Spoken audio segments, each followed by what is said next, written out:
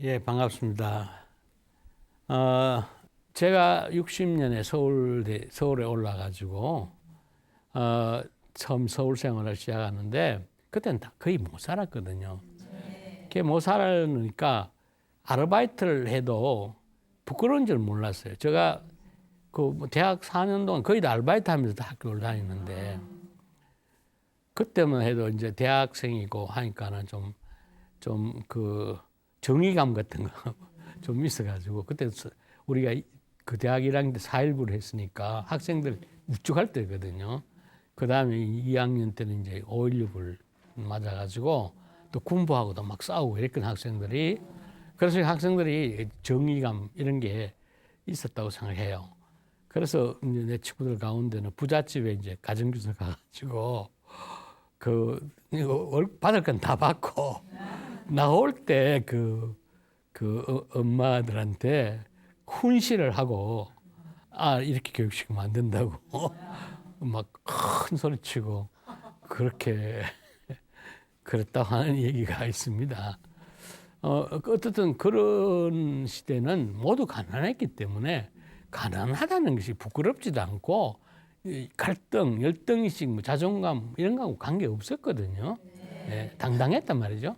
근데 이제는 우리가 그렇지 못한 시대로 전이하고 있는 거예요. 그래서 이게 불행을 만들어가는 거고, 잘 사는 나라 사람들이 행복하지 못한 이유가 된 겁니다. 행복지수를 조사해 보면 절대 부자인 나라가, 행복한 나라가 별로 없어요. 이제 저런 그 행복한 나라는 중위 국가, 대개 국민소득 한 10,000불 넘지 않는 나라. 그러니까 가장 권위 있는 이제 행복 지수를 조사하는 기관이 영국의 신경제재단이라는 데가 있는데, 거기가 제일 권위가 있어요. 그래서 보면 1등이 코스타리카라는 나라를 한번 찾아보세요. 인터넷 가서. 정말 나라가 환경 보호를 잘하고 있는 나라입니다. 그리고 국민 소득이 지금 한 10,000불선쯤 될까 말까 해요. 정치적으로 굉장히 안정이 돼 있어요. 예. 나라가 한 30% 정도가 국립공원으로 돼 있을 정도로.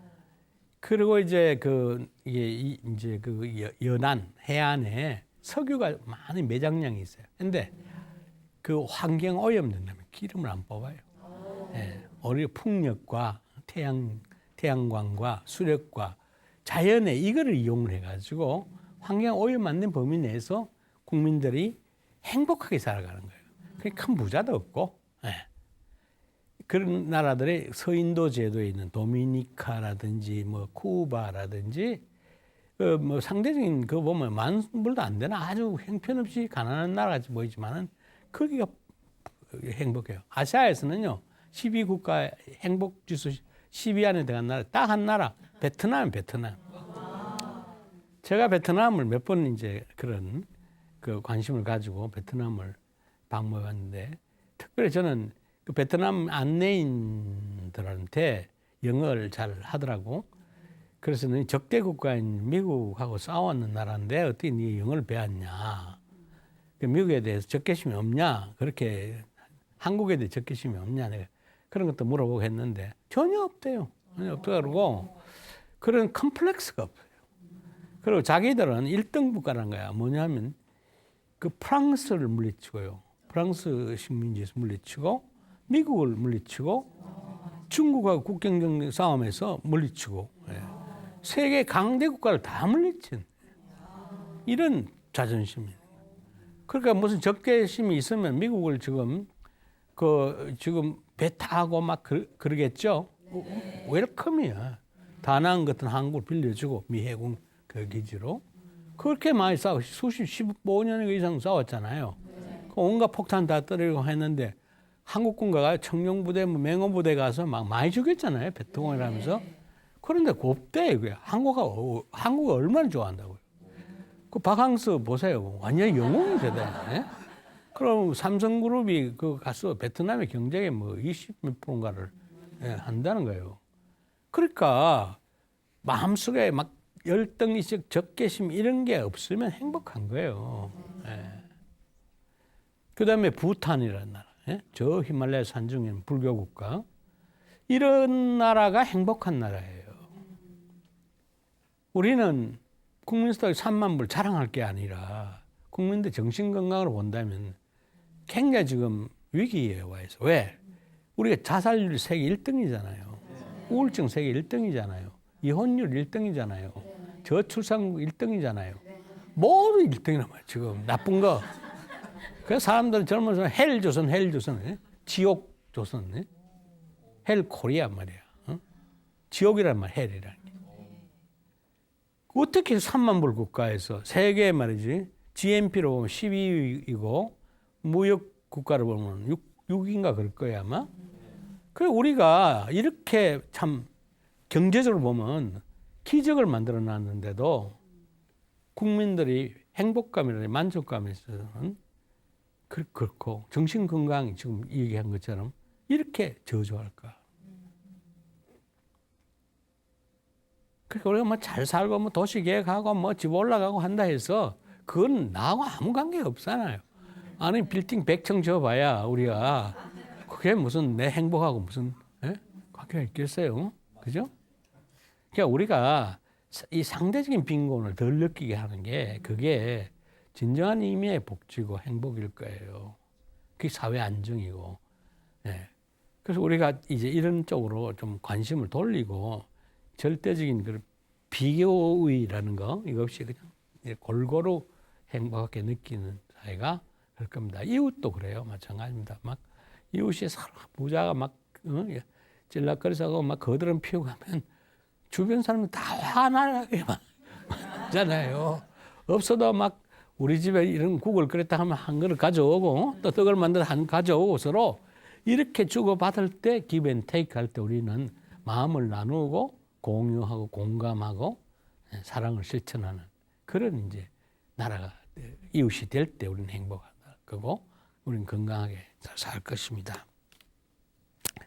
뭐 좀 옆길로 나가버리긴 합니다만은 그래서 이제 요즘에는 아까 얘기한 것처럼 마음이 아프면 신경계 뇌에도 병이 생기고 그 다음에 이제 면역계 병이 또 생기고 내분비계도 병이 생기고 그 이런 마음이 모든 이제 근본의 원리 일체 유심조라는 그 부처님 말씀이 더욱더 그 이제 과학적으로 증명이 돼 빛이 나게 되는 거죠.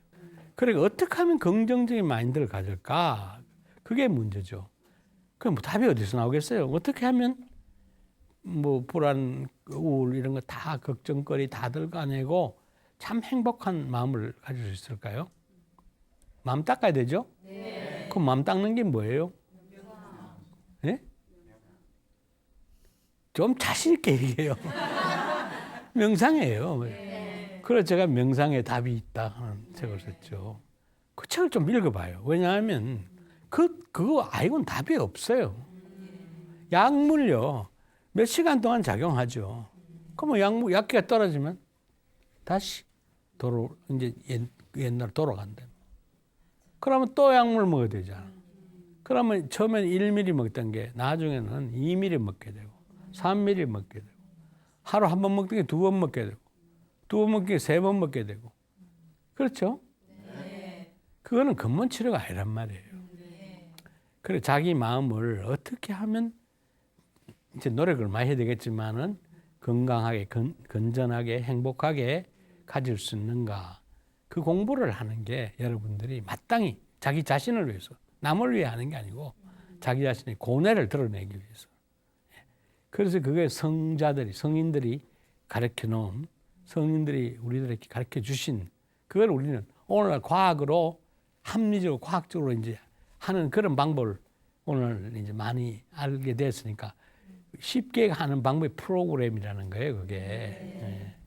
단계 가는 거 스텝 바이 스텝 이렇게 하는 걸 프로그램이라 그래. 프로그램 학습. 그래서 무슨 뭐 MBSR 프로그램 무슨 프로그램 이렇게 명상에 관련 프로그램이 720개가 공인돼 있어요 지금. 네. 그만큼 과학화돼 있다 이 말이죠. 옛날에는 뭐 몇십 년 동안 하면 딱 득도한다. 그건 근기가 큰 분들이 정말 이도가 있고 참 대단한 분들이 할 수 있죠. 그까지 가요. 그러니까 오늘날 소근계 사람들이 그런 인내심도 없고 하니까 한 단계 알고 기분 좋아 또 이렇게 해가 이 과학의 시대니까 그렇게 갈 수 있도록 사람마다 그 입장에 맞춰서 자기 갖고 있는 정세에 맞춰서 그렇게 갈 수 있도록 720개나 되는 그것도 2014년 집계에 의하면 그렇습니다.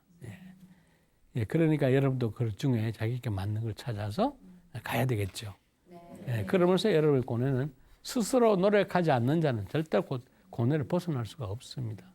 여기에 참석하시고 하는 것들이 바로 그런 고뇌를 이길 수 있는 아주 적극적인 행보를 지금 취하고 계시는 거예요. 자, 이제 면역 활동은 학습될 수 있다. 아까 제일 처음에 말이 1973년인가 로체스터 대학의 로버트 아더라는 사람이 큰 실험을 깜짝 놀랄 실험을 해가지고 세상을 뒤집어 놨다 그런 얘기를 했었는데 그 실험의 내용을 한번 이제 이해해보자 하는 겁니다. 간단한 실험이에요. 흰 쥐한테 쥐 동물 실험한 쥐가 있어요. 흰 쥐한테 사카린 물을 줘요. 사카린 물은 달콤한 거거든. 이건 완전 무해 무득한 거예요. 여러분 우리 사카린 알죠? 네. 그 인공 뭐 감미료라고 합니까? 이거 해로운 거 절대 아닙니다. 그래 이제 쥐가 저 사카린 물 주면 되게 좋아해요. 다니까 달콤하고 먹을 만하니까. 그런데 사카린 물을 딱 주고 바로 뒤에 구토제를 줘버려요. 그러면 이 막 구토제를 먹었으니까 막 속이 막 불불 끓고 토하게 되고 배가 아프고 막 그런 거야. 그런데 이 쥐가 그 다음에 사카린 물을 주면 먹으려고 할까요? 안 먹으려고 그래요. 이거는 여러분 파브로프라는 사람 알아요? 파브로프의 조건 반사하는 말 들어봤어요? 개한테 종소리 땅땅 치고 나서 고기를 줘요. 그러면 개가 종소리만 땅 치면 고기를 주는가 싶어가지고 침을 질질 흘리거든. 그걸 학습했던 종소리는 고기를 가져온다. 그래서 그걸 조건학습 이렇게 말해. 종소리는 고기하고 먹이하고 아무 관계 없는 거잖아. 이것도 마찬가지야. 사카린 물만 주면 전에는 사카린 물 그렇게 좋아했는데 너무 사카린 물이 구토제를 가져온다 이래가지고 사카린 물에 대해서 안 마시려고 그런 거예요. 그리고 이렇게 학습된 이 사카린 물에 구토제하고 연결된 이 쥐들은 이제 시름시름 아파 죽는 거예요. 아파 죽는데 그 이유를 이렇게 죽은 쥐를 해부를 해보니까 부검을 해보니까 T 임파구가 다 깨져버린 거예요. 임파구가. 이게 임파구가 면역세포예요. 그 다음에 Natural Killer Cell이라고 NK 셀이라고 자연 살상세포라고 하는 게 있는데 이놈도 다 있어요. 그 시름시름 아파가지고 죽어가는 거예요. 특별히 나쁜 그 해준 것도 없고 한데 아니 구토제 한번 연결로 해가지고 이 쥐가 죽어가더라고요. 그 이유를 추리했는 것이 이 사카린이 하고 구토제하고는 연결이 돼 있다. 학습을 한 거다. 사카린 물은 구토제를 가져온다라는 즉 종소리는 먹이를 가져온다라는 걸 학습했다. 그러니까 면역 반응하고 이제 이 심리적인 학습하고 연결돼 있다. 그래서 이렇게 이게 이제 면역 반응도 학습된다. 그 전까지는 면역 반응은 이거는 자연의 그 본능이고 이래서 이거는 학습되는 후천적인 학습하고는 관계 없는 거다. 이렇게 생각해 온 거예요. 마음과 그래 몸과는 별개의 거라고 생각해 왔단 말이에요. 그런데 마음하고 면역하고 연결돼 있구나. 심리하고 면역하고. 그러니까 어떻게 이거를 연결주면 뭐가 되노? 사이코 이뮤놀로지가 되지. 예? 그죠? 그럼 중간에 뭐가 학습을 시켜주는 건 신경이 매개를 해서 그런 거예요. 그러니까 뉴로를 집어넣을 수 있어요. 뇌를 집어요. 예? 사이코 뉴로 이뮤널러지 이렇게 되죠. 그래서 이게 세상을 모르는 세계를 마치 갈릴레오가 모르는 그 미지의 세계를 들여다볼 수 있는 망원경을 발견하는 거나 비슷한 이제 이야기가 된 거죠. 그 여기서 아까 얘기한 게 이제 여기는 이제 인면도 관련되고 뭐 또 그 내분비도 관련되고 막 이렇게. 근데 이거를 이제 한동안 사이코소마틱 디지즈라고 해가지고 정신과의사들이 많이 쓰고 있는 개념이에요. 정신신체 질병이라고 그러세요. 마음이 원인 같은데, 즉 불안이나 우울이라든지 뭐 이런 적개심이라든지 이런 것이 신체 병이 오는 거라. 이거를 이제 사이코소매틱 디지즈라고 불러요. 소마틱이란 말은 body라는 뜻입니다. 그게 심리, 신체 질병, 심신증 이렇게 말해요. 마음심, 몸신, 심신이래라 그러죠. 심신증 이렇게 부르는데 보통 이제 의사들이 말로 이게 사이코소매틱이야 이렇게 환자를 보고 사이코소매틱이야. 이 사람 막 몸은 사실 내장이 아프고 소화가 안 되고 막 이런데 이건 심리적으로 오는 거라 이런 말이에요. 사이코소매틱이야. 뭐 머리 아프다 사이코소매틱 이렇게 그렇게 말했어요. 그거는 좀 막연한 말이에요. 관계를 설명을 못해요. 그런데 이제 이걸 사이코소마틱이라고 말하는 것들도 좀 더 과학으로 설명하면 사이코 뉴로 엔도 이뮤널러지 이렇게 되면 쫙 연결되는 거예요. 그 이제 그 얘기 듣고 그 밑에 이제 베라프는 스트레스 하에서 일어나는 면역 반응을 쥐는 그렇게 했는데 사람에게 왜 밝혔나 하면 오하이오 주립대학이라고 OSU라고 아주 큰 미국에서 제일 큰 대학이 하나예요. OSU, 오하이오 스테이트 유니버시티를 OSU라고 그렇게 말합니다. 저기 의과대학에 이 부부 글래서라는 부부가 있어요. 그 남편은 면역학자예요. 로널드 글래서라고 하는 면역학자이고 아내는 심리학자예요. 키콜드 글래서라고 하는 분인데 이 두 부부가 심리학자하고 한 사람은 면역학자가 공동 연구를 한 거예요. 부부가. 그래서 어떤 연구를 했냐면 스트레스를 많이 받는 특정 집단들 예를 들면 의과대학 교수니까 의과대학에서 학생들이 제일 스트레스를 많이 받는 시기가 기말 시험 때입니다. 뭐 우리나라도 마찬가지지만 의과대학은 스트레스가 굉장히 많아요. 그 0.1 이런 거 가지고 뭐 운명이 왔다 갔다 하고 막 그렇으면 낙제하게 되고 또는 낙제를 몇 번 하면 학교 쫓겨나 버리고 의과대학 상학기가 올라가 쫓겨나는 게 굉장히 많아요. 그 다음에 이제 무슨 뭐 국가고시 같은 거 그거 안 되면 창피하기도 하지만은 또 새로 또 학년을 시작해야 되고 이런 거 학생들이 의과대학은 참 스트레스를 많이 받는 그런 집단입니다. 의과대 학생들하고 그 다음에 이제 일반적으로 스트레스를 제일 많이 받는 쪽이 그 부부의 사망입니다. 그러니까 이게 이제 배우자의 죽음이라고 그러는데 이게 스트레스 100점이에요. 100점. 그것부터 시작하는 거예요. 그 다음에 뭐 이혼 뭐 이런 거 이게 옛날에 부처님 말씀은 애별리고라고 하는 거예요. 사랑하는 사람과 더 살지 못하고 헤어져 살아야 된다는 헤어짐이라고 하는 그런 스트레스를 많이 받는 사람들 특정하게 스트레스를 많이 받는 집단을 골라가지고 이제 심리적으로 스트레스 점수하고 그다음 면역 기능 자기 남편이 면역학자잖아요. 이 면역하고의 활동 관계를 따져봤더니 스트레스를 많이 받는 사람들이 이 면역이 쫙 떨어져 있더라고요.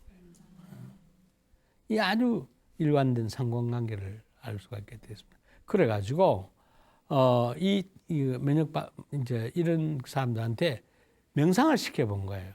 해봤더니 명상을 안 시키는 집단에 비해서 면역 기능이 확 올라가더라고요. 그래서 이제 이게 스트레스로 인해서 면역 기능이 떨어지는 거. 이 관계는 사이코뉴로 임뮤날라지입니다. 심리적인 스트레스 때문에 면역이 떨어진 건 이걸 연구하는 건 사이코뉴로 임뮤날라지고 이 떨어져 있는 면역 기능을 잡아 올리는 것을 연구한 것은 바로 명상학이에요. 그죠? 명상에 의해서 건강이, 면역 기능이 올라갔다. 이 관계를 밝히게 된 거죠. 인과가 이제 다 밝혀진 거죠. 스트레스라는 고통이 면역을 떨어뜨려 병을 들게 하고, 반대로 이 명상에 의해서 이 고통을 없애주면 면역이 올라간다. 명쾌하게 된 거 아니에요, 그죠? 쥐한테는 명상을 시킬 수 없겠지만은 사람한테는 시킬 수 있는 거고, 사람은 위대한 진화에 가장 앞서가는 그런 생명체이기 때문에 우리가 인류한테만 주어진 이 명상을 우리가 향유를 해야죠. 알기만 하면 뭔 소용 있겠어요? 그래서 오늘부터 이제 명상을 할 만한 과학적 근거를 찾아낼 수가 있게 됐을 것 같습니다. 자, 여기까지 오늘 강의하겠습니다. 감사합니다.